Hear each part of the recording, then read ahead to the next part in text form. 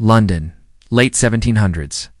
The city buzzes with gossip, fashion, and scandal, but something darker stalks its streets. Women report sudden, shocking attacks. Stranger slashes at their skirts, some wounds cut deeper than cloth. Panic spreads from alleyways to drawing rooms. Who is this mysterious menace? People call him the London Monster, a name straight out of a horror story. But this was no fiction, at least not entirely. The first reports date to 1788. Women claimed a man followed them, struck with blades hidden in his hand. Dresses shredded, skin pierced, screams echoed across cobblestones. Sometimes he whispered crude remarks. Other times he offered flowers first. Then came the attack. Signature moves stabbing through fabric. Some wounds were shallow, others left permanent scars. Fear spread like wildfire. Newspapers seized the story. Pamphlets exaggerated details. Soon every whisper of danger meant the monster. Mothers warned daughters not to walk alone. Husbands grew anxious. The city turned paranoid. Imagine walking home in a fine silk gown.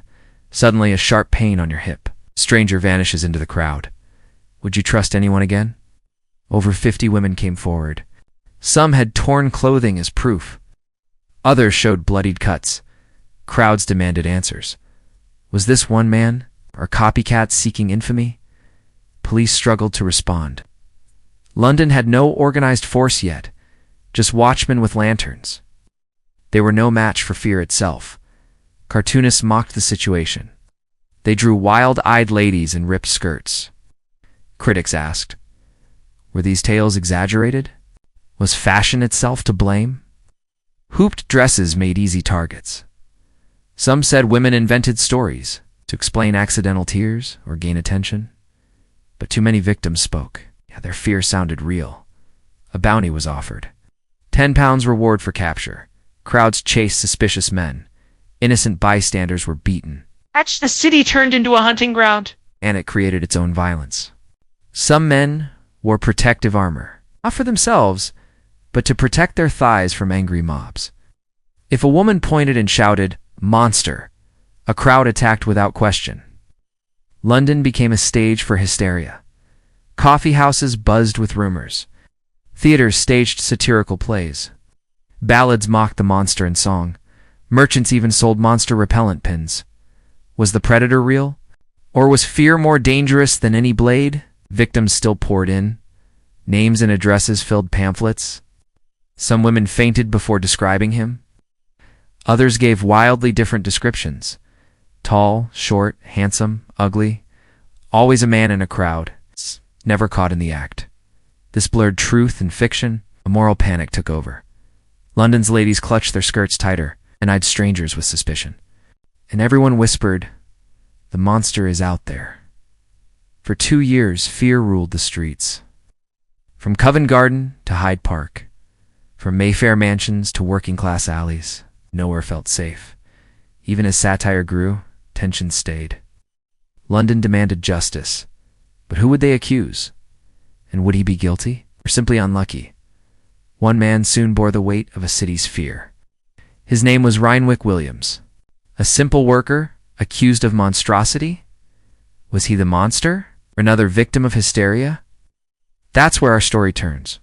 Enter Rhynwick Williams, a 23-year-old Welshman. By trade, a maker of artificial flowers. By rumor, the terror of London. He was arrested in 1790. Women swore he was the attacker, pointing fingers in court.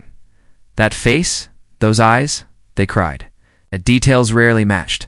Some said he was tall. Others, short and stout. Some swore he had dark hair. Others said fair. Still the mob cheered his arrest. Finally, a villain for their fear. Newspapers went wild. Headlines screamed, "Monster caught." Satirists rejoiced. Crowds gathered outside the prison. They wanted to see this infamous man. Williams claimed innocence. He insisted he was framed.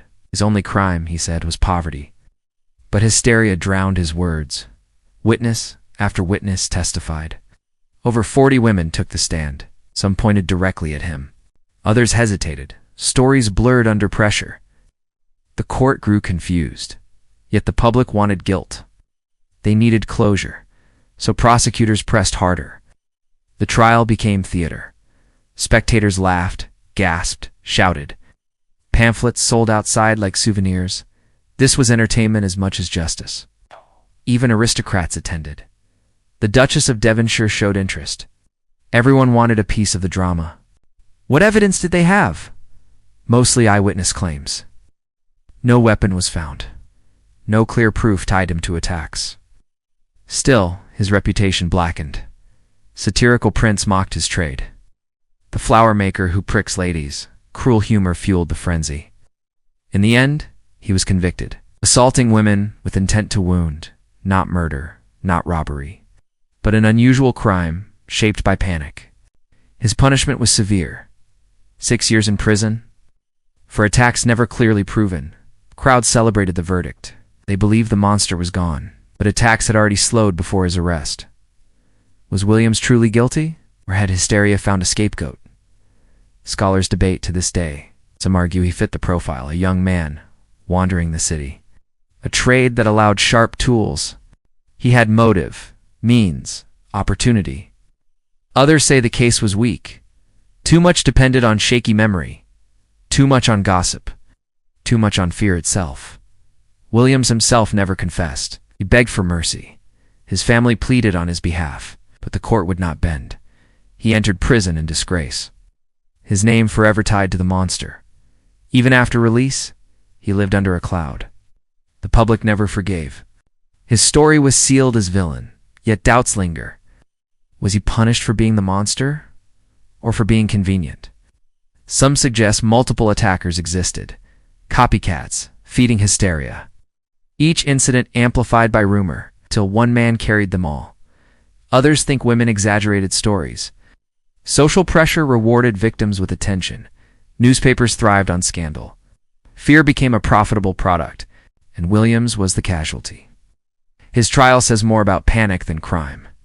London needed a villain, and they found one.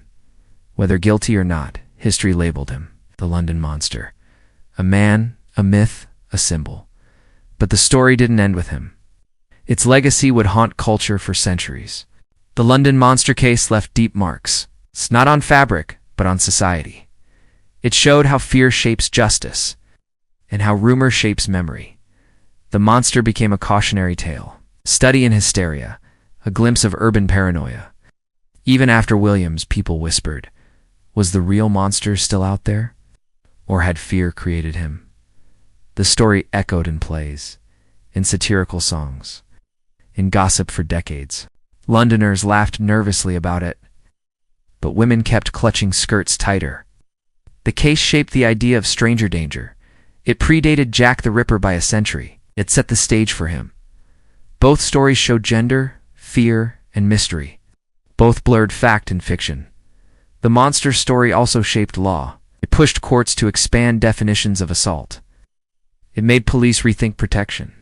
And it reminded society of mass hysteria's cost. Modern historians see parallels. Moral panics repeat across time, from witch trials to crime waves. Fear often outpaces truth, and scapegoats pay the price. For women, the story mattered differently. It showed vulnerability in public space. It gave voice to anxieties of harassment. Even if exaggerated, the fear was real. Walking alone at night felt dangerous, and still does for many today. That makes the monster oddly modern. He is both history and mirror. Scholars analyze him like folklore, a myth born from newspapers, fed by gossip, shaped by satire, yet rooted in real fear. Some researchers see him as early urban legend, a ghost story for the city. Others insist there was a real attacker, but exaggerated into something larger. The truth lies between. One man, some imitators, much hysteria, and the city amplified it all. London in the 1790s thrived on drama. Coffeehouse debates loved scandal. Theater mocked high society. Newspapers sold fear. The monster checked every box. That's why his story endures. Even now, the case fascinates. Historians write books. Podcasts retell the tale. Artists redraw satirical prints.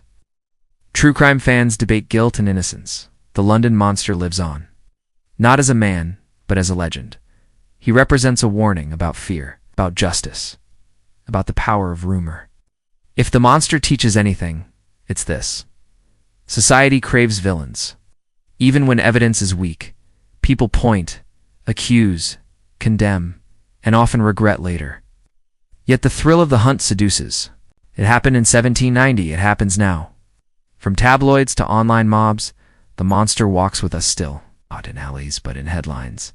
Not with blades, but with words. Fear always finds its monster, and history always asks, was it real? Williams' story closes one chapter, but the legend opens another. He became part of folklore, a shadow beside Jack the Ripper, a cousin to Sweeney Todd. The theater loved him. The press never forgot him. And historians still puzzle over him. Was he predator? Was he scapegoat? Was he both at once? History doesn't give a clean answer. It's why it fascinates. Because fear tells stories faster than truth. And stories once told rarely die. The London monster proves it. A man became myth. A myth became lesson. And that lesson still whispers on London's streets. That's it for today's Forgotten Tale. If this story made you raise an eyebrow don't forget to like, subscribe, and ring that dusty little bell so you never miss another echo from the past. Drop it in the comments. We're always listening for new echoes. Got a weird bit of history you think we should cover? Until next time, keep your curiosity loud and your history weird.